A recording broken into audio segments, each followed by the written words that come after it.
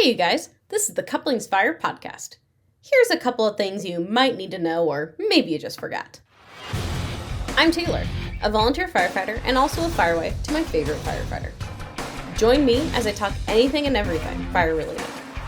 I don't claim to be an expert, I just love to talk fire, and I'm not afraid to get into real and deep discussions. Everything I say is my own opinion, and does not reflect the opinions of any agency or organization I am associated with. Let's get on with the episode. Hello, everybody, and welcome back to another episode of the Couplings Fire podcast. This is going to be a different one for you guys, and it's a surprise because I didn't let anyone know that this was happening before we're recording it. Yes, I am not alone today. Somebody made their big return. What is up? Welcome back to the podcast, my husband Chris. The OG. The OG. As you have informed me. I'm learning all sorts of new stuff. You had no idea what OG meant. You're like, what? I just thought it was original. I didn't know it was original gangster. It's more than just original gangster. It's like original gangsta. Like, you know. Gangsta. You gotta say gangsta talk. Like. Okay. But no, I love having you back. I love you. Thank you for being here. I don't know. Like. You're welcome.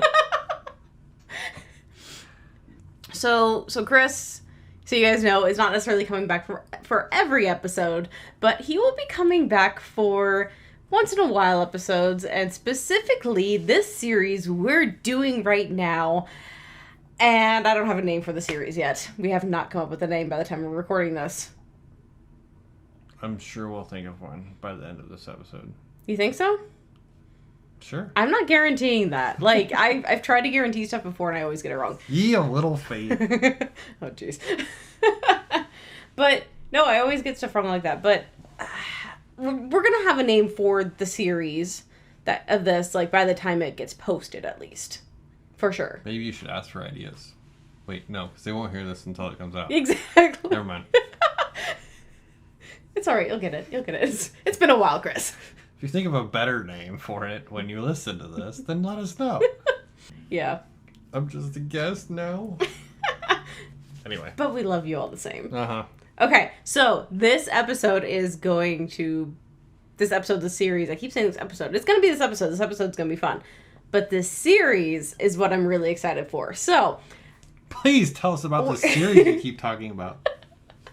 So, I have not watched a lot of fire movies. Like, I don't know why. I just never have. I've never gone out of my way to a lot of fire TV shows. Like, I don't know. So I thought it'd be really fun. That's because the few that you've watched made you mad. That is very true. Like, Chicago Fire.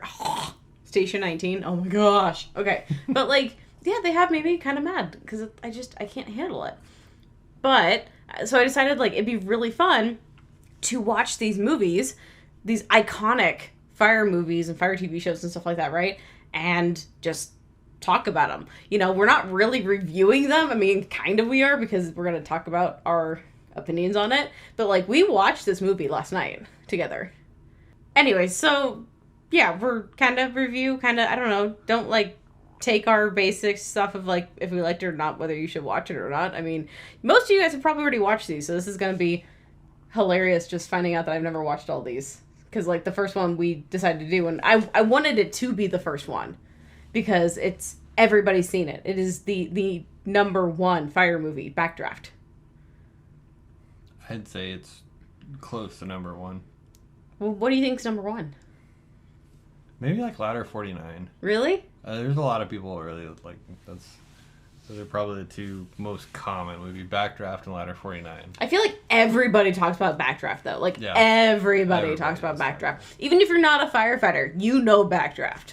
This is very true. Whereas, like, Ladder 49, I really don't hear it talked about as much. That might be one of our next ones, is possibly. I really want to see Ladder 49, but... You've never seen it either? I've never seen it. Okay. That'll be a good one. Anyway, so we're going to go through a bunch of different fire movies. And so if you guys, and TV shows, I can't leave those out. So if you guys have a list of any, or ones that you know, especially ones that are more obscure, or like just not as well known, send them my way, send them our way, because I want to compile this list, because this is going to be something that you're just going to keep popping in every once in a while, and we're going to do movie reviews. Yeah. Don't have anything else to do. Why not? Why not? Okay, so that was a long explanation of what all this is going to be, I guess. Did that pretty much sum it up? I think so. Okay, so, yeah, I've never seen Backdraft, you guys. Not once. And I come to find out we own it. And we've owned it for years. We've owned it since we've got married, and I had no idea we had this movie. It's a miracle you haven't watched it yet. Or I guess you just watched it last night. Yeah. Because you watch movies like all the time. So I do. It was one of the things I used to do like when I was working in my office a lot alone. I'd pop in a movie and watch it while doing other things. Like I love watching movies. It's not very often I sit down and just watch a movie though and do nothing else. I'm always doing something. Yeah. You usually do like more than one thing at once. So. Yeah. My brain works like that. But so yeah, no, it is crazy that I've never actually seen it yet until last night. I have to keep like saying that because I have seen it now. Yeah, now you've seen it. Yeah. Okay, so Backdraft came out in 1991, which I thought honestly, I thought it came out earlier than that. I thought it was like an 80s movie. Which it's right after, but I thought it was an 80s movie when I first like hearing everybody talk about it. I was guessing it was the 90s, but I didn't think it was 91. I thought it was like 93 or 94. Yeah. So it came out the year that you and I were born, and that's going to really age us down or up or whatever you thought we were. That movie is 30 to 31 years old? Yeah, pretty much. Yeah, because it doesn't say like exactly what month it came out that I'm seeing right now, but yeah. Oh my gosh, can we talk about the cast for a second? Sure. Okay. Your podcast. But like, do what you want. So you have Kurt Russell, and like, okay, Kurt Russell still looks like, I mean, obviously younger Kurt Russell, and I haven't seen a lot of these actors younger, right? But you have William Baldwin, and I could have sworn the entire movie until the end, I thought this was Alec Baldwin, younger. Just they look identical. I mean, granted they're like brothers, but like. See, and I didn't see it until you brought up the pictures on your phone. Oh yeah. Yeah. Then you're like, this doesn't look at all like anything like Alec Baldwin. Yeah, like, oh, whatever. I'm just like, that's really weird. I'm like, that is kind of a different kind of choice for Alec to play. Like, I'm just like, what? Yeah. But also, you got Robert De Niro in there. Oh my goodness! Which well, like, is like a completely different role for him to play. I feel like. Yeah, the way he played it, yes. The character he created with that, he did a really good job with it. But like, it came across the credits, the opening credits, and we were both like, Robert De Niro? What? That was funny. I'm a big fan of Robert De Niro. I have to admit. I think if I was like more into movies and watched more movies, like I would be able to tell you for sure. But like, it's Robert De Niro. Everybody knows him, and he's a good actor. So yeah. He did a really good job with that. Yeah. The guy they had playing as the arsonist, Donald Sutherland. Yeah. Was an amazing arsonist. We'll get into it at some point, but like, because I have notes. Yeah. I sat and enjoyed the movie. She wrote like 3 pages of notes on her phone. So. I still enjoyed the movie. Okay. Anyway. We had to have something to talk about. I mean, otherwise, like, have fun. Try to, I don't know. Yeah, I get it. But no, he was really, really, really good as that arsonist. He wasn't in there very long, but for what he was, it was a good impact. Yeah. Otherwise, I mean, everybody else, they did good in their roles and stuff like that. Just those people really stood out to me. Also, and I meant to actually, maybe I should look it up. Because there was that stuff on the bonus features on the DVD that was actually saying that one of the guys who, like, helped with it or whatever actually had firefighting experience and stuff. It was the director, wasn't it? I can't remember. Was it the director? Because he had like 3 years he was on the fire department for 3 years before he went to film school. Possibly. Yeah. Okay. I'm pretty sure that's what you told me. Yeah, it was either the director or somebody else very close to like that high up in the production stuff, but that and like they worked with the City of Chicago Fire for a lot of that stuff that was cool, like seeing it, because what they used their reserve rigs for it at the time. And I was like, that's sweet. You know, like how many fire departments out there would do that? I don't know. Right, yeah. Especially nowadays. What they say they had 3 engines and 3 trucks and 3 medic units out of their reserve Something unit? like that. Something close to Yeah. that. It's pretty crazy. I don't know very many apartments that do that. And I don't know, maybe it's just Maybe just more because common? the director had ties Ties? to the fire department, and I don't know, maybe Chicago is just like, hey, yeah, well, I don't know. So you can definitely tell, though, the people who were making that movie knew what was going on. They knew the feel of the fire service. Right, yeah. And that's something I didn't... I mean, I knew people loved the movie. I knew people in the fire service loved the movie. But I didn't realize how good of a job they did. It's still Hollywood. Oh, yeah, it's absolutely Hollywood. But they did such a good job at getting that feeling down, of getting the culture. Yes, there you go. The Thank fire you. Culture, Yeah. They did a really good job of it, especially for me, back in the day. Back in the day. What the cultures were like in the fire stations back in the day. Mm-hmm. It was crazy. I think they did. I mean, I wasn't around, obviously, to like actually know, but I feel like that was the mentality back then, was this culture that they portrayed pretty well. I don't. It was really cool. So like as everything's opening, just seeing all the old fire trucks, all the old gear, and like no pants and just the coat and the boots and stuff like that, and like Yeah, 'cause really the movie opens up in the 70s. Yeah, in the 70s. Thank you. Yep. So it was just like, wait, what? And I'm just like seeing these like super old trucks and stuff. Sorry, I'm saying super old, and like other people probably listening to this were probably firefighting then too.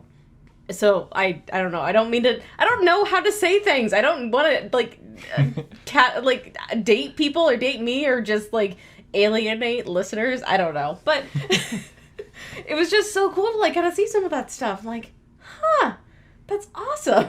Yeah, they're pretty cool. And all the tailboard riding. And it's not even just a tailboard, so I thought it was legit just tailboard riding, like, right? At least in the movie, and I'm curious, was this like real life too? That like they were riding on the sides of the trucks, even like hopping on the sides. Yeah, I think that on the trucks they would. The engines you could only ride on the back, but I think the trucks, yeah, you could ride on the side because they had the big board that ran the side of the truck. That was something completely new to me. I'm like, that's weird. Yeah, that was pretty cool. Just made me laugh because like you can't do it anymore. Like yeah. And when we got in the fire service, I feel like it wasn't that long ago that they got rid of it when we got in. We got in 2013. Right. So, actually, I think you got in 2012. And I feel like, I don't know, maybe it's just the old timers talking about it, but like, I feel like it wasn't that long before we got on that they were still riding the tailboards. Possibly. But yeah, it's like that was the mentality though. Like everyone rode on the back of the engine. They rode on the side or the back of the trucks. I mean, that was what you did. Mm-hmm. It was cool. Flying down the street, waving at people. You're going to fires and. Dude, part of me still wants to wave to people. And sometimes I do. I know. It depends, who's absolutely. around. You know, if it's a bunch full of kids. If I have nothing to do, okay, that sounds bad. If I've gotten everything else ready, there you go, that's a better way of saying it, and I have the time, and I see somebody there, I'm going to wave to them, you know? Absolutely. Yeah. Especially if it's a kid. There's nothing wrong with that at all. Mm-hmm. Like, we do it all the time. Turning the music up in the trucks, though. Like that was funny. That was funny. It was hilarious, but that would not fly today. Not on the way to the call. Or maybe it would. I don't know. Probably not, but I guess it all depends on your crew and. Yeah, but it's public perception too, right? Because if you come up with like music blaring and stuff like that, you know, like, yeah, it's cool to you, but as the public, does that really send a good message of like, you know? I don't know. I don't know. Our rigs don't even have radios in them. Yeah. So. But. Ours do, but it's a distraction. Yeah. Ours do, but they only get played like if we're like, okay, we're going to the other station to do something. Right, yeah. You know, like maintenance night or something. You know, like, yeah. I got you. Cruising around town, radio can go on. Could you imagine having to transport one of those rigs, though, from like state to state and like without a radio? That'd be horrible. The headset on, just like silence the whole time. Like, this is so boring. I would hate to do that. Turn the siren on just so you have noise. So this is a great segue. I did not plan it. But the music, Hans Zimmer. Yes. I didn't realize he did the music for it. And I was paying attention through the entire movie, and it was freaking awesome. I told you at the beginning of the movie Hans did it. Well, you told me because you saw it. Well, yeah. You saw it on the intro credits. Yes, Hans Zimmer did the music for it. Yeah, but I had no idea. Which is crazy, because that's 91, and then, like, a lot of the more recent movies have, like, Hans Zimmer does the sound for, and, like, it's super crazy. So, like, I don't know how old Hans Zimmer is, but he's pretty awesome. Okay, think of, like, John Williams. He's, like, what, 90 or... I'm 80 or 90 years old. I can't remember exactly how old he is. But he just did the music. Like, he did original music for Obi-Wan Kenobi. That's true. So, I mean, as a composer... I mean, you're pretty much write till you're dead. I don't know, like. I suppose you can write whenever you want. I don't know. Yeah, I mean, look at Mozart. I don't know actually. Like all these like classical, like you just kind of compose like until you don't want to anymore. So like like even if you get older, whatever, like there's nothing stopping you from composing because composing doesn't take a whole lot of movement necessarily and stuff like that. Like you can take your time to write things down and to arrange and. No, it was just really cool because I'm like, this is a movie I didn't expect him to do the music for. Right, because he does a lot of like really, like cinematic. Yeah, cinematic, very dramatic. Yeah, which granted, we'll get into it, but Backdraft is but in a different way. Yeah, more like epic dramatic, like fantasy, not fantasy epic, but like storytelling epic. Right. Yes. Like from a storybook or something, like that kind of. You're right. You wouldn't expect fiction. him to find him in a fire movie in the 90s. Mm-hmm. I love Harry Potter in the 90s. I don't know. It was just, yeah. So the very, very beginning of the movie where it goes from like this awesomeness, having fun, take the kid with them, like all this great stuff, and they get to going in the building and everything, and then everything just like takes a turn and like it's immediate and like it reminds me of watching Rio because Rio, like the very opening of that movie, everyone like all the birds are happy and singing and loving life and just great, and then out of nowhere it's like kabam, all these cages and stuff like that, like mood gone, and like that's exactly the way I felt with Backdraft. It was like this is great, happy-go-lucky, and then death. But it's crazy because that is how fast things can actually change. No, very much so. From awesomeness to complete chaos to death. Very quickly. Very, very quickly. And it's nuts because, like, you have to be paying attention to everything. All the time. Like, it's just, and, I'm sure it was a fluke, and obviously it was a movie, but, like, that happens. People get distracted. It's life. Well, especially when, like, in the beginning of the movie, like, they rescue someone. Yeah. They rescue a kid, I think. Yeah, they rescue a kid. And bring him out, and then all of a sudden the kid's getting, like, all the attention from the fire crews, and like it happens. Like that's the priority is life, obviously, and then something else happens in the building. Yeah. And I don't know exactly when ICS came into being necessarily. I can't remember exactly. I don't know. I have no clue. But like, or just overall, not necessarily even ICS, but like command in general. And maybe it was always there, but I feel like as the years go on, things get more figured out, aligned, put in place, So maybe it was very common for, at the time when this was set in the 70s, to not be that rigid on these rules of things, making sure you have somebody paying attention to stuff at all times and stuff, like. Oh, yeah, everything's developed over time because thankfully we learn from our mistakes. Yeah. And everything's just hopefully gotten better over time, and I think it has. Mm-hmm. But yeah, where your captains and lieutenants and everyone's working inside, and you have one person outside. I mean, it wasn't that big of a deal. You did it every day, So. Okay, so going back for a second, talking about the cinematography and stuff, right? Like, so when we were talking about like, the music and stuff, and talking about like Hans usually does stuff like with like great cinematography and stuff like that, right? Like that's the kind of music and stuff. This movie was gorgeous. And I didn't expect it to be. I expected it just to be like, honestly, I thought it was an 80s film, right, in the first place. But like, I expected to be like an 80s, like, it's done pretty well, but like, it's not pretty. It's not, you didn't have somebody paying uber attention to all this stuff. Like, they paid attention, but like, they weren't trying to make it look pretty. That came out really weird. That did come out weird.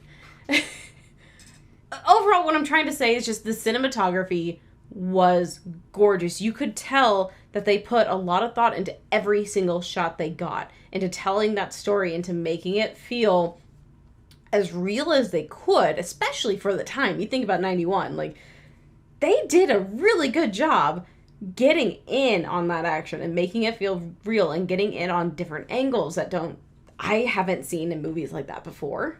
Not until more here recently, within the last 10 years or so. You know, you started seeing more of those things. Yeah.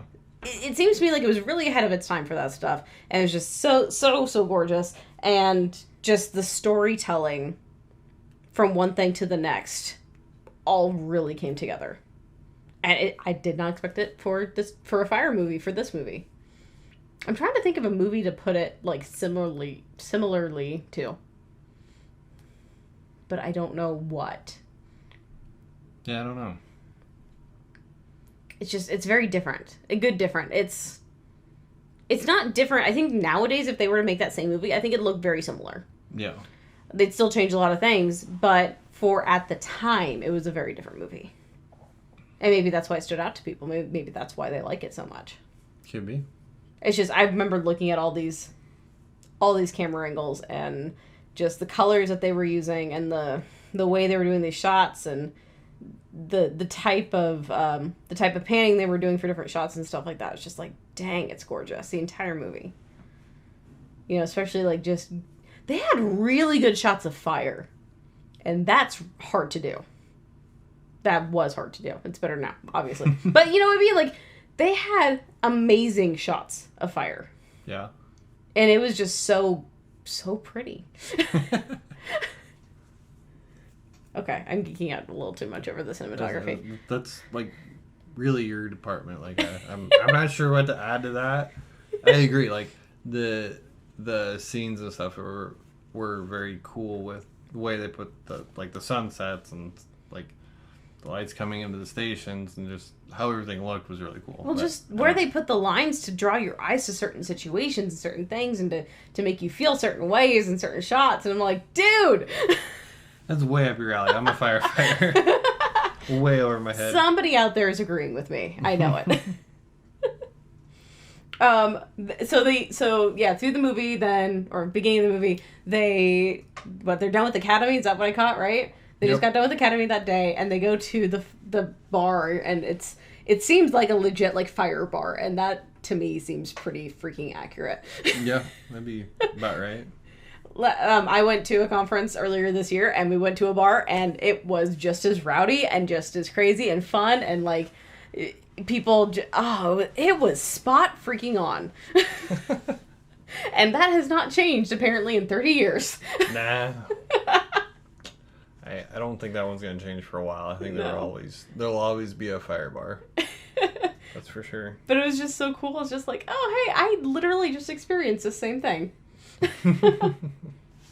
Yeah, they get out of Academy, go to the bar, get all rowdy at the bar, and then they end up going and helping out on a fire. No, they don't help out. They just watch. Oh, they just watch. See, I got really confused because they're like going to go help out the fire. I'm like, they've been drinking and they're not on a rig. How are they going to help out? I was so confused. I'm like, is this a volunteer situation? I was trying to figure it out because I'm like, what's happening? No, they just go watch. They just go watch. They just go watch. All right. But so that takes us into my next thought of stuff. So obviously the movie's called Backdraft. So they deal with a lot of backdrafts in this thing. That kind of drove me nuts, though, the backdrafts that they were showing. I mean, like, overall, they got the concept correct. And overall, I understand it's really hard to show that exactly what's happening. Trying to give some, what's the word I'm looking for? Leeway? No, not leeway. Some grace with it being the 90s. Early 90s, trying to show this. But holy crap, that's just not... It just drove me nuts. Oh, yeah. So, if you're a fireman, you hate it. If you're the general public... You don't know any better. You don't know any better and you love it. But I think they did a good... Like you're saying, the best they could do. But also, like, the general public, like, they don't know this stuff. But, like, you're also kind of teaching them a little bit, too. That, like, what's the introduction of the air and stuff is what does this. And, because there is that that suck once air gets introduced, right? Right. There are a couple things with the backdrafts that they were showing that drove me absolutely nuts. And I feel like we're a fire podcast, right? We should be talking about fire things. And, if people don't know this stuff, we should be also trying to educate and stuff too, right?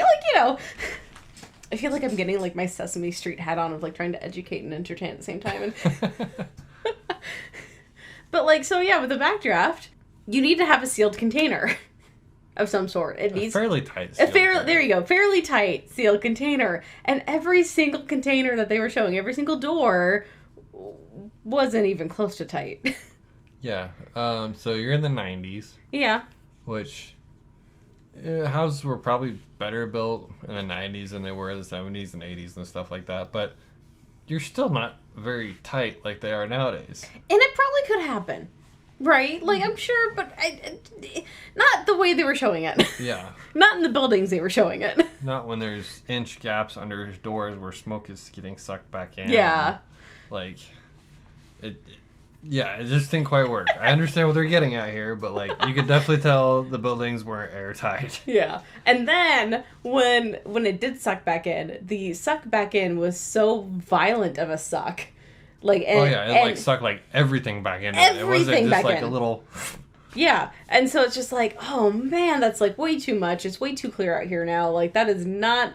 And maybe I'm gonna get proved wrong. Maybe there have been instances like that. I don't know. I haven't researched everything to do with backdraft since the beginning of time. But from what I know, it's not going to be that clear, and it's not going to be that quick of a suck and get everything back in.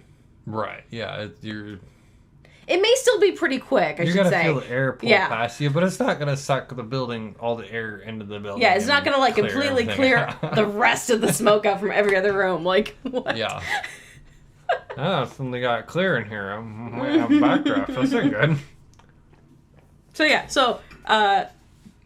good. I guess reiterating, backdraft is a sudden introduction of air to the right conditions of fire behavior that causes a rapid explosion. Yes. For those of you who may not know. Hi, Andrea. I haven't said hi to her for a while, so I figured I had to. So, and I figured it was the perfect episode too because you're back on. So yeah. There you go. So, but yeah, that's kind of what made me laugh. Is just especially in the buildings they're fighting these fires. They're very loose built buildings. I think one's a bigger apartment building. One is an industrial building. There's no way these buildings are going to be airtight enough to create a backdraft. Even with what they end up finding out he's using to create the backdrafts, it's still just not possible. So yeah, as far as we know. I feel like I need to put that in there. To the extent of my knowledge, I don't believe this is very realistic. Yeah. Can things happen? Yeah, technically. I'm not a chemist either, and some of it was a little over my head. But still, I don't think it was realistic. Especially in those buildings. Yeah, because they got started getting into the old tetrachloride? I don't even know what that is. Do you? I'm not sure. I should have actually looked that up before this. So, but when you have a warehouse, an industrial warehouse, it's thousands of square feet. There's no way you're going to burn up all the air in there and have that building tight enough to create a backdraft. Well, I think the backdraft was just on the one room. Wasn't it? I don't know. It's hard to say. Okay. So with this movie, it surprised me though how graphic it got. They saw that charred body right off the bat. Yeah. Right off the bat, I did not expect to see that charred body. I expected maybe to see a little bit or something like that. But they showed it, and not just a little bit. And they did that continually throughout the movie. Yeah. It wasn't super super graphic, but it was more graphic than I was expecting. Yeah. So. Yeah. Just. Yeah. Yeah. I think with the director or producer or whoever it was being in the fire service, I think they really wanted to show that to the public, though. This isn't all glory. Mm-hmm. It comes with a price, so. Yeah. So they went on the... What's his name? Brian, right? Brian and Steve. Yeah, they went on Brian's first call then. And... Overall, Brian's the rookie. Yeah, thank you. Brian's the rookie. Steve is his older brother / lieutenant. Yes. I kept wanting to call him captain. He's a lieutenant. He's lieutenant. But, so Brian, it was his first fire, and, overall, the response to it was okay, this is, pretty accurate. Ridiculously accurate. I really loved how much attention to detail they really do pay with this stuff, right? They really did their jobs right. I feel like maybe I should stop saying that because we keep reiterating ourselves that they actually know what they're doing. But the next thing that drove me absolutely up a wall is that they go to tap the hydrant and there's a car parked in front and they decide to smash the windows. And the instant this happened, I looked straight over at you, Chris. I'm like, is this where everybody gets the obsession with knocking out car windows to tap hydrants if they're parked in front of the hydrant? I have no idea. Like, I don't know when that started, but I definitely know as soon as it hit social media, like, that was when everyone absolutely wanted to do it. But maybe it came from Backdraft. I don't know. Well, maybe it came before that, but, like, did Backdraft make it popular? Maybe. For everyone, like, wanting to do it? Well, like you said, the producer or director, whoever it was, you know, he working on a fire department for real. I'm sure he's seen it happen. Oh, yeah. So he had to put it in the movie. But It's yeah, just... I don't know. Maybe that is where it all came from. Like, that's why everyone's like, oh, we're going to smash car windows. I don't know. That's what we do. And I'm going to be honest, that is a pet peeve of mine. I really don't love it when people's first thought is to break out a car window, even if they're parked in front of a hydrant. I mean, if there's another opening that you can use on that hydrant, use it. If there's a way to go over the hood or around the front or even move that car out of the way in some fashion rather than break out a window, I think that's the better option. But... it's all time and accessibility, I guess. I don't know. Yeah, but there's some of these pictures you see where people could have easily gone around and they just wanted to break windows. Oh, yeah. Drives me nuts. Absolutely nuts. It is what it is. Okay. No, we just got to that point in the movie. I'm like, seriously? Yeah, I don't know what the big deal is there. I think it's just because we can smash windows and yell at people for parking in front of fire hydrants.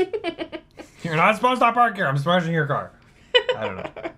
Well, I mean, we're firefighters. We like to smash things. Exactly. We like to destroy things. So I was at a training, and one of the guys on the nozzle with me, he wanted so bad to knock out this car window with the nozzle, with the pressure of the nozzle, and we figured out it wasn't actual glass, but like it was plexiglass or something like that. But he completely like knocked it down, and he was like so happy. And and it was kind of cool, but like, I mean, we're firefighters. We want to smash things. Oh, of course. I mean, how much do you love extrication practice where you go and you just get a wham your Halligan into the...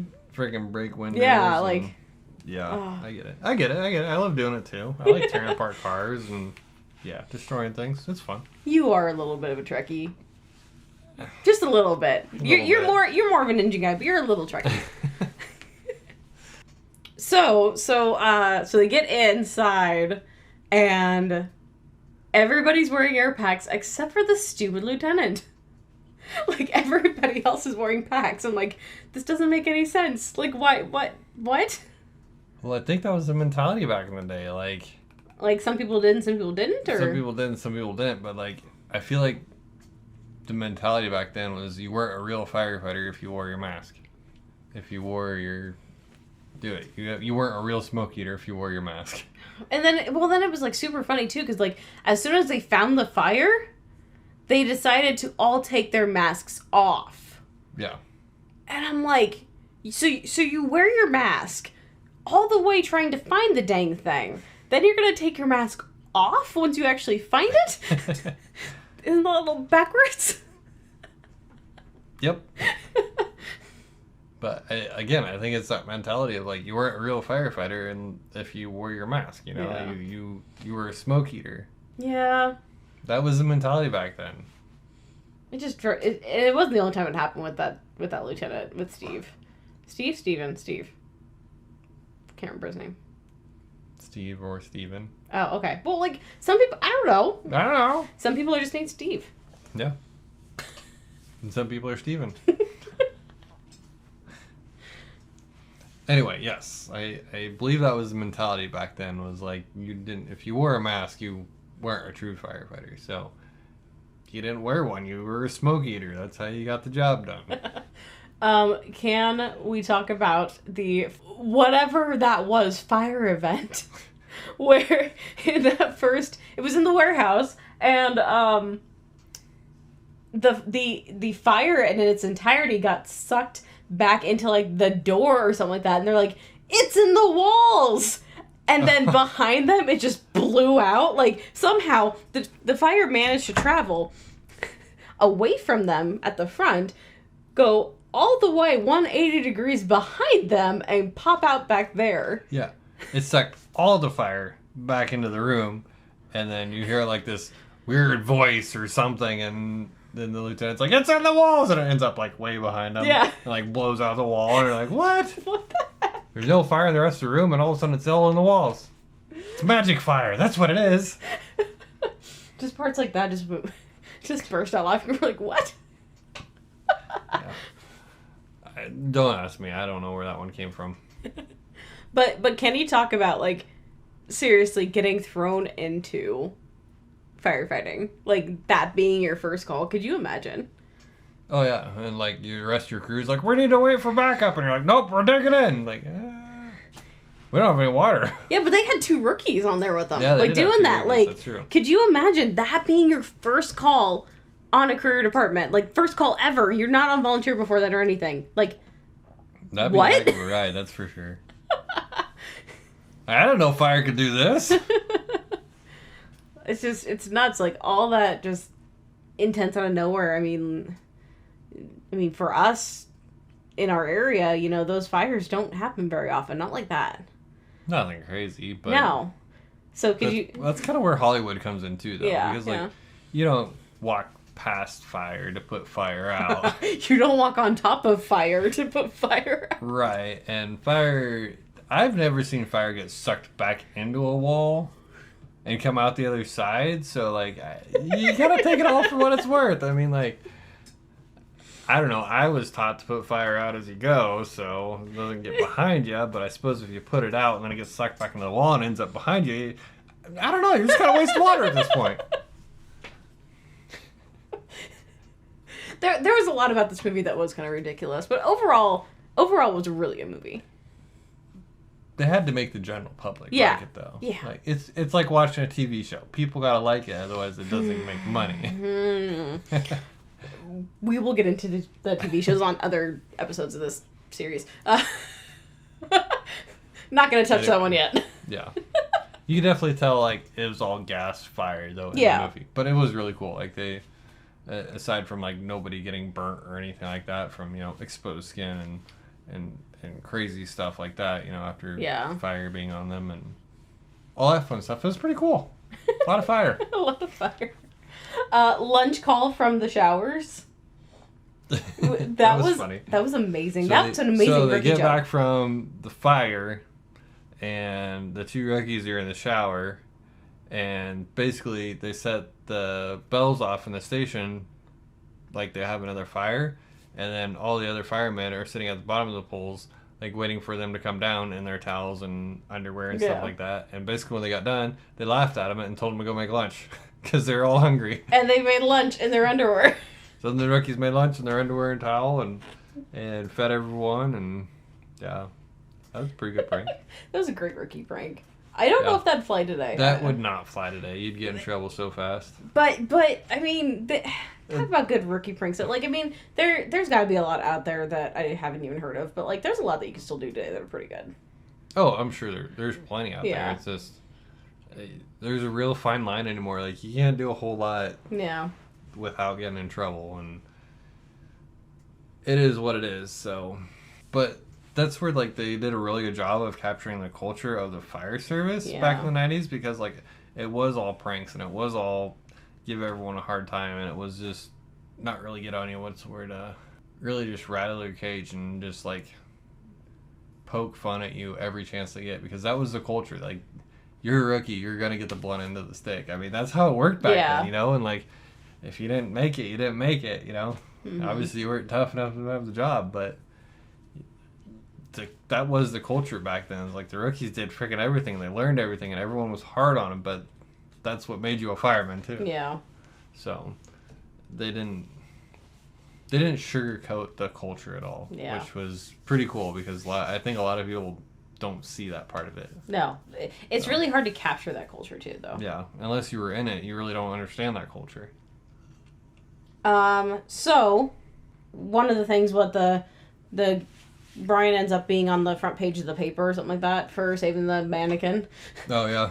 And he had to buy them the rest of the station around a beer, right? And this reminds me, like, and I don't know if you guys do it for your department. I know we do it. Whereas, like, the first time we go on a call, the first time we do, like, basically a lot of our first times, or if we're, like, ever shown in media of any sort, right? Like, we owe the station ice cream. Yep. You do too? Yeah, it's the station or the crew or your crew. Yeah. And whenever you do it first, you owe them ice cream or a treat or something. Yeah. I mean, that's just another one of the culture things. Like, that's really cool. Like, that's a nice ad in there. Yeah, there's a lot of tradition in there, so. One thing I really, really liked in here was Brian working on tapping the hydrant in his off time. Like, you could really tell, like, how much he wanted to get good. Well, and in that first fire, he had to attach the hose to the standpipe, and he had problems with it. Mm-hmm. But it was pretty cool because the movie actually shows him training at the stations and doing evolutions at the station of like Brian hooking to the hydrant or getting a high-rise pack up so many flights of stairs and just this whole competition and challenge of getting better and doing stuff. It was actually pretty cool. Like I wasn't expecting that. I kind of forgot about it even though I've seen it before. But like they actually show him training and doing evolutions at the station and kind of some of the stuff that goes along with it and getting better and how much they drive to get better. Oh, I thought you were talking about how much they drive, like no, driving. how they push, and as a rookie you were expected to be able to do all this and get better and do better, and it, as they show in there, it pisses a lot of people off, but like that's your job is to get better and do better at your job. So yeah, it drove me nuts though how he was complaining to his brother about rolling the hose, because there was like 100 feet of high-rise packs, sections. And then maybe a couple more sections on the stairs. Yeah, probably. Yeah, just like nothing crazy, and you're like complaining about it. I'm like, dude, that's nothing. Like, roll the hose. What? It's not that bad. Just roll the hose. Yeah, like it's not that bad. You're fine. All this work you just went through, and you won't roll some hose? Yeah. That's how it goes. Yeah. I mean, there were some other brother things happening, but like still, it's like, dude, come on, like. Gathering the chickens. There was like a split shot. It was like one of those random calls. Like they're kind of going through like a series of events, you know, as time goes on here, and like showing after the first fire, they did the training evolutions. They did I think some food, and then like one of the deals they show was like a car wreck that they went to, and they're like all the firemen are like running around like collecting all these chickens. Like there's feathers everywhere, and you can tell they're all like, what the crap, you know? Like, this isn't my job. But they're all running around collecting chickens. It's pretty funny out in the middle of the streets of Chicago. But what I love about that is it really starts to show the public. It shows people, like, the kind of random crap we get called to. Like, if it doesn't have a box somewhere else where police go or someone else goes, they send the fire department to it. Yeah. And, like, I know we complain about it nowadays, but it's definitely nothing new. Like, we've been doing it for a while. Okay, so going on to that, or going back to that arsonist. Yeah. First off, that super famous quote that I've seen legitimately everywhere. Everybody quotes it. Everybody puts it on all the fire things, all the mementos and everything. The funny thing about firemen, night and day, they're always firemen. I did not expect that to come from the arsonist in this movie. Oh, the one in the prison. Yeah. Oh, okay, yeah. I gotcha. And it's weird because I've heard that quote for years and years, right? And you always think, this is like this great thing, night and day, they're always firemen, and like big bolster up. But when it's coming from the arsonist, when you hear the context that he says this quote in, it's more disturbing than anything. It's more. It's not this big, great quote that I thought it was anymore. It's the arsonist view that, I don't know, like it just makes it feel weird to me. It makes it feel just icky almost. Of like, it's not necessarily a compliment. It's you can always count on them to be firemen, so I can do these things to screw stuff up. You know what I mean? Like, it's just, it just puts more of a icky context onto it. Yeah, I guess I didn't catch that. I mean, I know what you're talking about, but, like, I didn't catch that feeling, I guess. I just didn't think about it. It drove me nuts. I'm just like, it doesn't feel like a nice, good quote anymore. And I don't know if I'm ever going to see it that way again. Like, it's just like... I don't know. I still like the quote, I guess. I don't know. I don't know, but yeah, it's not like this great thing that was said by this awesome guy and, like, you know, like... medals of honor coming out for it, you know, kind of thing. It's just like, this is a guy who's seriously messed up in the head, and this is what he thinks, and you're taking the word of some crazy guy, serious mental health problems here, who likes the fact that firemen are always firemen because he can keep doing what he's doing. Like, it's just, it's kind of sick. I don't know. Okay, yeah, so I don't know. I didn't get that feeling off of it, but obviously you did.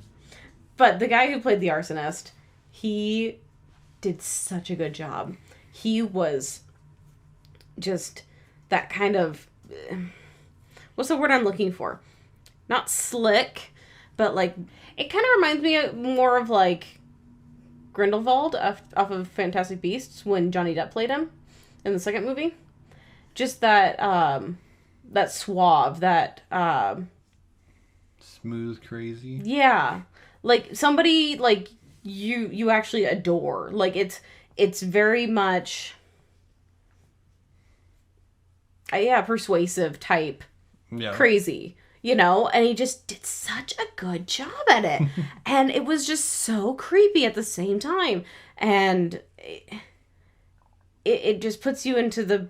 You know, everyone thinks that just, like, arsonists are just crazy people, right? And they just, like, go around setting fires. And, yeah, technically that's what they are. But, like, they have this weird love for it, too. It's this weird desire for it. It's almost like a romance between them and the fire, stuff like that. But the way he portrayed it was just so charismatic. That was the word I was looking for. It was just so charismatic between all of it. And how he was able to talk to... Brian and the inspector, De Niro, about, like, this stuff, and I'm just like, dang, you play a good villain. Like, yeah.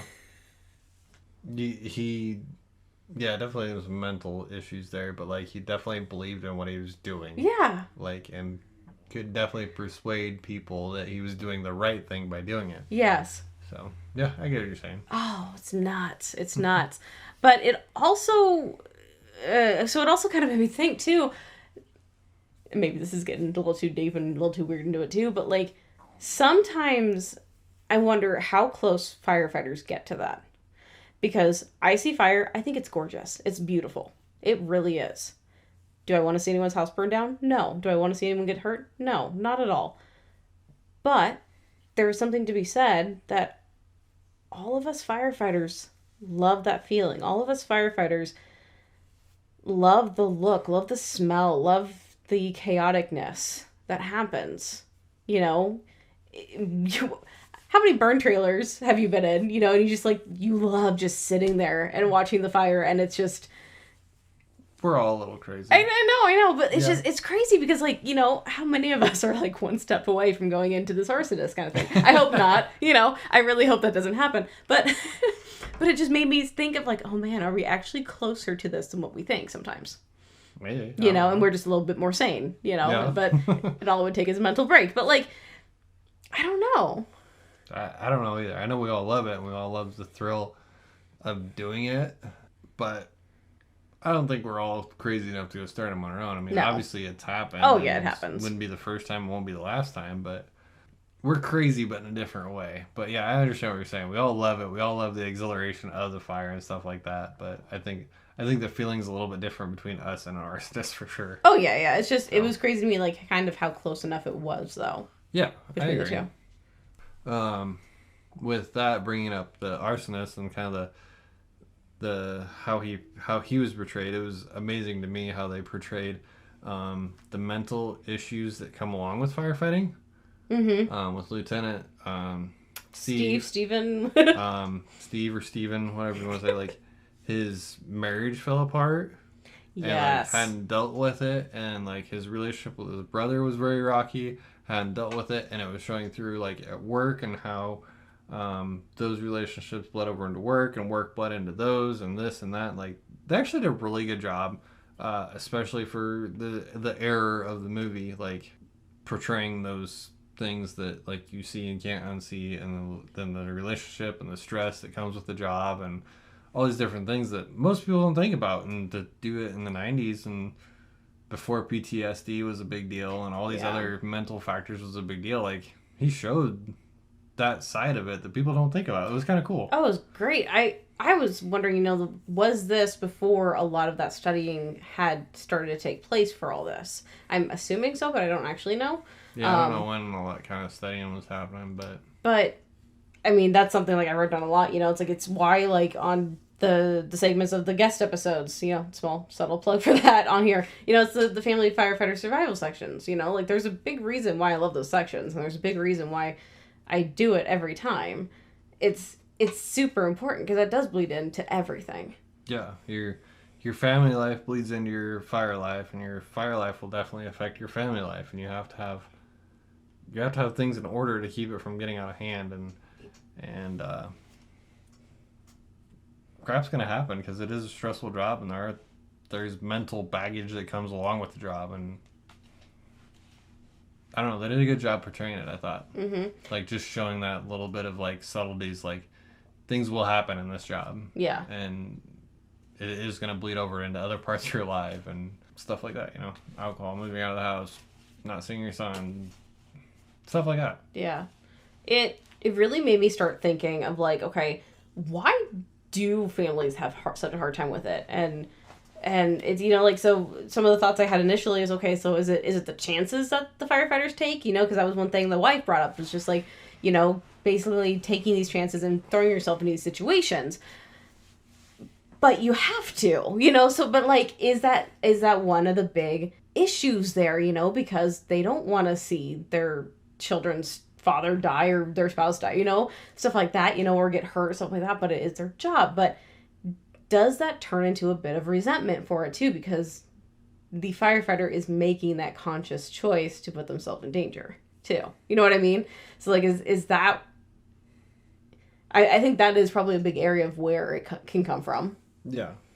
I think there's a lot of different things that can come from, but every relationship is different. Yes.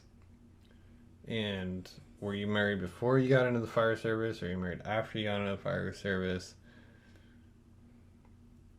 There's just so many things that go into it, but a huge part of it, I think, is still communication. And just like knowing what comes with the job and what the risks are, and how to deal with it healthfully. Healthily? Healthfully? That's not a word. Healthily? Healthily? Maybe it is healthily. I don't actually. How to deal with it in a good way. In a healthy way. Okay, there you go. In a healthy way. So another part I was thinking of, I got thinking about it during this movie. I'd never thought about it like this before. This guy, he's a lieutenant. He's got to be the boss. He's got to be in charge. He's got to be on his guard and make decisions and be very straightforward and very almost like dictatorship type. It's not dictatorship type, but like he has to be firm and he has to like make the decisions and like whatnot, right? It's a very specific personality that you have to be when you're at the station. Mm-hmm. And then you're home for 2 days. I feel like that's another part like where people have problems, because you have to be two completely different people, because you can't be necessarily that same captain who is always on guard, always like ready to make a decision on this stuff. Like, I tell you an order, you have to do it kind of thing, whatnot. Your family doesn't do that. Your kids will not listen to every single order you give them. Right, Your wife will not listen to every single order you give her. It's not going to work like that. And you have to be softer. You have to be more of a family and stuff like that. But when you go to the station, it's back and forth. And it's at the station. You're on guard for 24 hours a day of having a call come in. And when you get home, how many people is it hard to turn that off? Yeah. Of just, I mean, is that why a lot of people get irritated so easily when they get home and around their family? I mean, just, there's just, like, so much there. Like, you have to be two different people. And I can't imagine turning it on and off like that, especially in a some sort of leadership role. I feel like it'd be easier as a firefighter. I feel like the leadership roles are where it really starts to play a big part into that divide. Well, and I feel like you could get into a lot of different leadership stuff with that, because it all depends on your style. No, I think it all depends on what kind of leadership style you have. But I feel like, if you have to switch between home and work, it'd be very, very difficult. Mm-hmm. No, just something I never thought about before with that. And yeah. Family firefighter survival. Very important. So I did not realize how much they were going to get into investigation with this movie. I thought it was just going to be strict, like, firefighting. I didn't realize that, like, actually a good chunk of it, if not most of it, is investigation. That blindsided me. Yeah, that was pretty cool.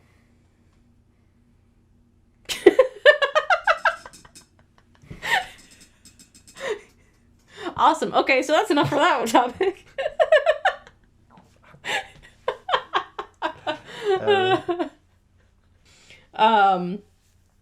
Okay, so insane spoilers at this point. So you guys just, if you haven't seen it by now, it came out 30 years ago. So it's your own fault. It's your own fault. Just kind of like it was my own fault. But I did not expect the arsonist to be that other firefighter.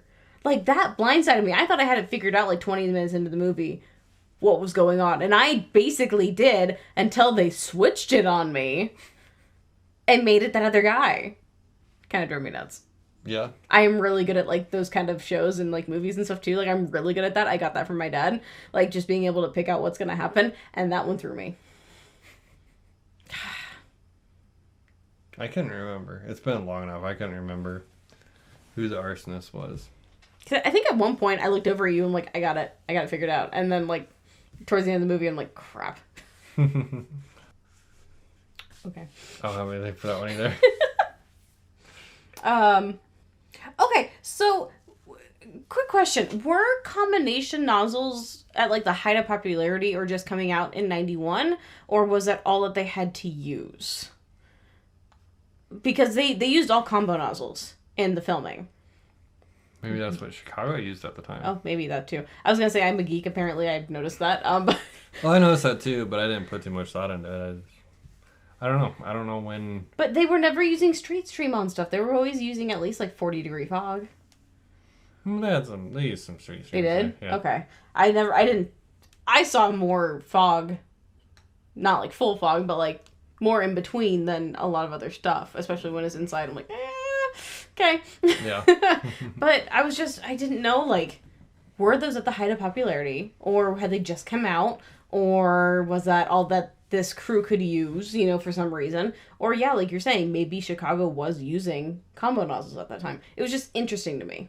Yeah, I couldn't tell you, honestly. I've not done enough research and stuff like that to know when combination nozzles came out and were real popular, and when smoothbores were out. Obviously, smoothbores were originals, but yeah, the OG of nozzles.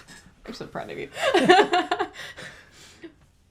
But yeah, I don't know. And maybe, like I said, maybe it's just that's what Chicago used at that time, and that's what they used for filming. I'm not sure, but well, and that's something like I want to get somebody on the podcast at some point to go over nozzle history. I think that'd be fun. Maybe other people. Maybe it sounds boring. I don't actually know.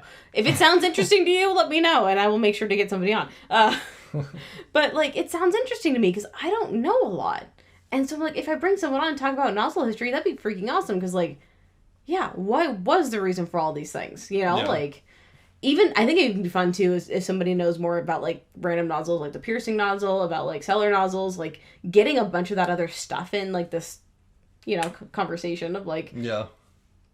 When did they figure this out? Why did they have it? Like, what? Yeah, I get it. But that'd be really cool. It's just, yeah, something weird. And running that 1.5 inch line in that I'm gonna dare to say it, dang, fully engulfed factory at the end of the movie. Chemicals blowing up here and there, fire everywhere. And we got an 1.5-inch line in there. Yeah, we got it handled. Yeah, that was a little ridiculous. Like, grab a bigger hand line, especially like in the first fire they had. They took a 2.5 up. Yeah.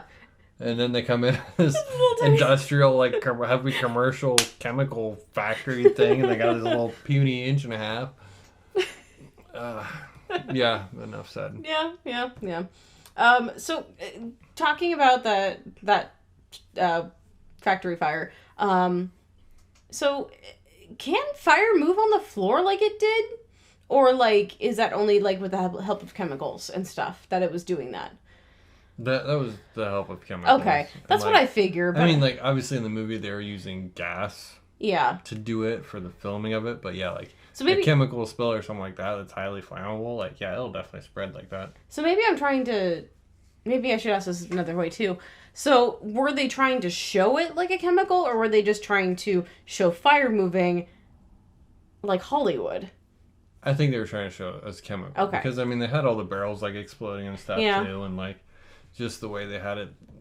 I seen at one point they had to actually fire, like, coming out of, like, one of the jugs. And I didn't see that. Across the floor, okay. Yeah, so. Okay. I think it was supposed to be, like, more of a chemical fire kind of. Okay, because I'm like, this looks really pretty, but, like, totally not right. But then, if it was the chemical, then that makes a lot more sense. Yep. Okay, so, we're getting to the end here. We're getting close to the end here. But, I got a legitimate question, actually. So, like, after you lose somebody in the ambulance, right, they died, do you immediately shock right away? Or do you do compressions first? Or does it, like, matter? Or... I don't actually know. Because, like, literally, as soon as that guy flatlined, it was immediate shock. Is that normal? It's very situational. Okay. Nowadays, either your paramedic will look at the rhythm and assess if he's shocked. If it's zero rhythm? You're probably going to shock. I was going to say, it was deadlined. Yeah, I mean, you'd probably shock. Yeah. So. Deadline, is that a word? Asystole. Okay. Flatline. Yeah, okay. Asystole? Sounds like Sicily. I don't know. I think that one's very much situational. Okay. That's above my pay grade. Okay. That's like paramedic. My job as an EMT would be compressions. Okay. And then they're going to tell me what to do. Okay. So. I mean, it's just like one of those things, like, it was an immediate shock. I'm like, is that normal? Like, Yeah. So, nowadays, compressions. Compressions. Yep. That huge funeral procession. That was awesome. That was amazing. You and I just get, like, pulled by the heartstrings when it comes to that. Yeah. So, 2 caskets and 2 different engines. And then they had the crew walking beside the engines, and then like hundreds of firefighters of Chicago firefighters in Class A's walking behind it down the streets of Chicago. That was cool. That was amazing. Yeah, that was really cool. We've always been big supporters of the honor guard. Yes, it just, I don't know, it is something you don't see other places. I mean, you see it with military and stuff like that too, and stuff like. But like, I'm talking about otherwise. Like, you don't see that in other things other than when it comes to a lot of the funeral processions, I should say. Mm-hmm. Like, it is. I don't know what it is about it actually. There's a theatrics to it. There's a drama to it. There's a lasting impression to it. I mean, it's just. But I think all of that goes into it with the theatrics, and, you know, people hear someone say that word and they're like, oh, it's all fake. Well, no, it's not. But it was very rehearsed, yes. There's a difference between being fake and being rehearsed. And it's rehearsed and it's theatrics off of the intention of being heartfelt, and you mean it. Mm-hmm. And you want to show your support to these families. Yeah, and for a lot of these families, it's the last impression they're going to have of the fire service. Yes. and you leave that impression. I'm gonna start getting teared up already. And the pride that's in that, and just that lasting impression that goes along with being professional. And yeah, it's a theatric. There's some drama to it, but like that's all part of that impression. Yeah, it's just every time I see that in movies and stuff like that, and then the few times I've been able to go to memorials and stuff like that, and it's just it gets me every time.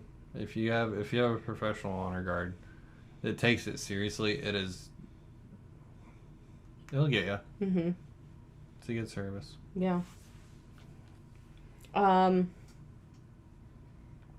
There is something about the tones going off, the fire bells going, especially in the older vehicles and stations and stuff like that. That just makes me freaking love doing this. Just the old bells. Yeah. The old, what do they call them? The box alarms. Yeah, well, like, not even necessarily that. I mean, that, like, makes me love it, too. But, like, even just the tones you get nowadays. Like, it's just, like, hearing something go, hearing the trucks roll out, stuff like that. Just hearing all the commotion with it. Like, I freaking love it. And I don't know why I wrote that down here at the end. It was probably at the end of the movie somewhere. But, like, I don't know. There's something about that sound that makes me love doing this. I don't blame you. I love it. Every time we roll out of the station, I love it. Roll up the queue and go. Oh, and I love that as they were leaving, the Brian was helping the new rookie out and stuff like that. It was just like, oh. Over the circle of life. It was so cool, and it makes me remember that, like, I've helped out other rookies and stuff like that, and, like, who's helped me out when I first got on and stuff. It's just, like, I don't know, yeah, it just hits you right in the feels. That's what the ending of this whole thing is going to be. It's the feels. Like, it's just... The feels. Hits you in the feel good. Hits you in the feel good. I'm super happy that Brian went back to a firefighting role and didn't stay in the investigations, though. Yeah, for sure. He deserved to be there more. I think he just got intimidated by all of it and stuff, and frustrated with his brother and stuff like that. It's tough because, I mean, how many of us have been put in types of situations like that? You just get frustrated with things and you move on to something else, and I don't know. You miss out sometimes on where you're supposed to be, but... Yeah. And sometimes you find something better. I mean, it kind of goes every way, but I'm kind of happy the movie resolved in that way, though. Yeah. It fit him. I'm just happy that they showed him helping out another new guy. Yeah. And showing how nervous the new guy was, and just like, it's a never-ending circle to pay it forward. Like, somebody helped you, you help someone else, and then they're gonna help someone else, and someone else gets in their spot. Like. Yeah. I don't know. I think we've talked about it before. Like, that's the only way we get better, though, is by continuously teaching people new things. Mm-hmm. And working with them and making them better. Here, you're doing it wrong. Let me help you. No, you're doing it wrong. Get out of the truck. You know where you're doing it wrong. Get back in the truck. Yeah. Stay here. You did it all wrong. Now, overall, this is, like, my last, like, complete thought on this, I guess, but it was a freaking fantastic movie. I absolutely loved it. I get it. I get why people love this movie so much. I get why they talk about it. I get why it's such an icon in the fire service. The music was amazing. The shots were gorgeous. We already talked too much about the shots. I'm not going to bring that up again. But it was just overall, like, I get it. I finally get it. And it's just like, I honestly don't know why it took me this long to watch this movie. I feel both ways. Like, I feel like people love it, and then people love making fun of it. But can I be both? Well, that's the way I am. I love the movie. Like, it's a great movie, but the fire part of it is so unrealistic, it makes me laugh. The literal fire, not necessarily the firefighting. Right. But overall, yeah. I love the movie because it's... A lot of the stuff is actually pretty correct in it. And it's just like... Especially when you think back at the time that movie was made and the time that it was... I mean, that was present time when they were making it, Yeah. And just like... It's actually pretty legit for the most part. Mm-hmm. So, but... there's only so much Hollywood can do to simulate burning buildings. So. Yeah. And be able to film in it. And there's only so much that we can do to simulate burning buildings. I mean, you want to talk... We're not going to really get into it, but, like, I mean, just talk about, like, training towers and Connex boxes and, like... Oh, yeah. there's only so much you can do. I just wish our fires were that clear, though. Like, Oh, that'd be like, great. Walk around, like, no smoke, just, like, fire everywhere. And just... Can I walk on top of fire and not have to worry about getting burned? I don't want to wear my SCBA, so, like, screw it. But as soon as you get stuck up to an outlet, you get a burn on your back. Oh, yeah, right. Don't forget about that, so. Harshness. Anyway. I forgot about that. So, no, I think overall it's a great movie. And I think really if you think about it, like, the thing that impressed me was, like, the culture. And just, like, the culture and, like, how guys acted and stuff like that. That was all pretty accurate in my view of things. So, like, I was actually pretty impressed. And just, like, I think they got the mentality right. Especially the firefighter mentality. Mm-hmm. So. Thank you for watching this movie with me, Chris. Absolutely. I really appreciate it. It was a good one. I enjoyed it, so... And I know I can't wait to watch the second one because I've heard everyone hates the second one, so... Should we watch the second one next?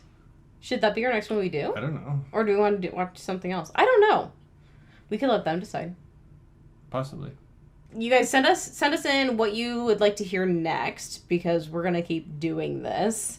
It's not going to be on any sort of schedule that it comes out. It's just going to come out once in a while. I mean, depending on how busy or not busy we are and stuff like that. I'm going to attempt to do it maybe once a month or every month and a half or 2 months. Like, somewhere within there is kind of what we're going to try to do.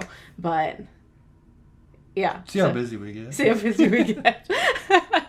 But, yeah, if you guys want to hear a specific movie we talk about or whatever, I pretty much have seen almost nothing except for Planes, Fire, and Rescue. And we are definitely going to do a review on that one at some point. Because that is a top-notch film, in my opinion. No, but, like, how many of them are there? Like, I know there's so many. Oh, there's tons, yeah. Ladder 49. Fireproof, that'd be a good one to do, too.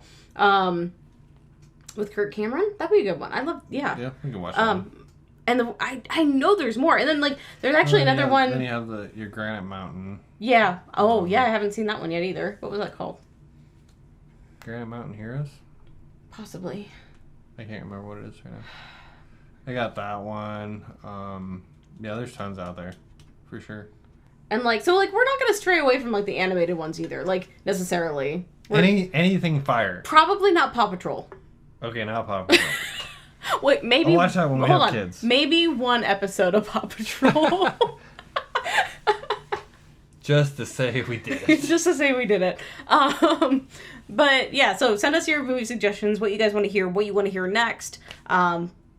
Yeah, this is going to be an ongoing thing, and I can't wait to keep doing this. It'll be fun. And give us your opinions on Backdraft. Yes, please. Because we're probably completely crazy and opposite from everyone else. So let us know what you guys like or hate.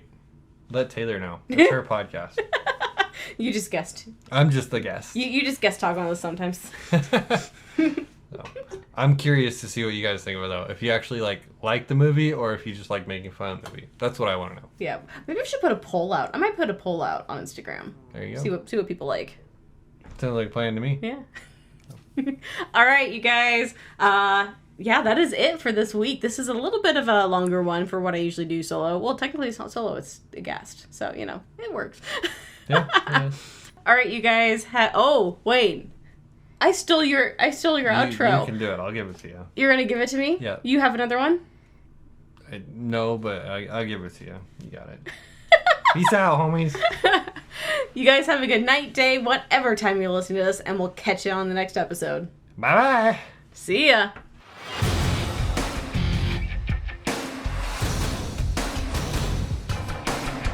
Thanks for coming by and listening to the podcast. I hope you enjoyed it. Be sure to leave a rating and a review wherever you're listening. Follow me on Facebook, Instagram, and YouTube at Couplings Fire Podcast. See you next time, everybody.